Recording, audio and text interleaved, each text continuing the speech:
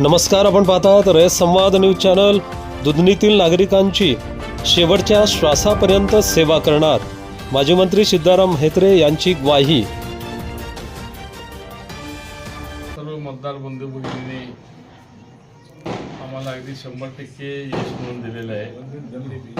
आमच्या वडिलांनी जे 60-70 वर्ष दुधनीसाठी योगदान दिले, काम केले, सेवा केले, त्या दुधनीतल्या सर्व लोकांनी जवळजवळ 60-65 वर्ष म्हेत्रे घराण्यावर अनंत असे संस्कार केले, उपकार केले, आशीर्वाद दिलेले आहेत. त्याचंच पुनरावृत्ती आज म्हेत्रे साहेबांची तिसरी पिढी प्रतिष्ठा त्यांनी आशीर्वाद दिलेले आहे. लोकांना या मागील 5 वर्षामध्ये म्हणजे 7-8 वर्षामध्ये प्रशासकीय काळ बघून किंवा म्हेत्रे साहेब असताना कसं होतं दुधनी, त्यांनी नसताना कसं आहे ह्याची प्रचिती आली आणि त्यांनी मार्केट कमिटीच्या माध्यमातून लोकांवर दबाव टाकण्याचा प्रयत्न केला.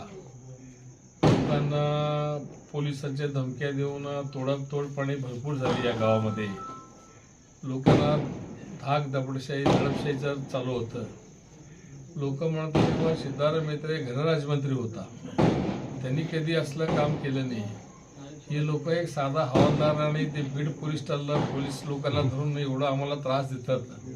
तर दुधनी गाव जर ह्यांच्या हातात दिलं तर का होईल याच्याबद्दल लोकांच्या मनात संताप होता. म्हणून ते संतापाचा उद्रेक झाला म्हणलं तर ते अगदी बरोबर ठरणार आहे.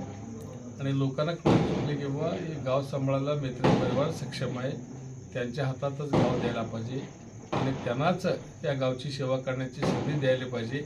ह्या भावनेने दुधनीतल्या सर्व मतदार बंधू भगिनींनी आम्हाला कौल दिलेला आहे. आणि आम्ही निश्चितपणे सांगतो, आमचा रक्ताचं शेवटचं थेंब आणि श्वासाचं शेवटचा श्वास असेपर्यंत आम्ही दुधनीच्या जनतेसाठी सेवा रुजू करू, एवढंच या प्रसंगी मी त्यांना आश्वासन देतो. अशाच नवनवीन घडामोडींसाठी रयत संवाद न्यूज चॅनलला लाईक करा, शेअर करा आणि सबस्क्राईब करायला विसरू नका.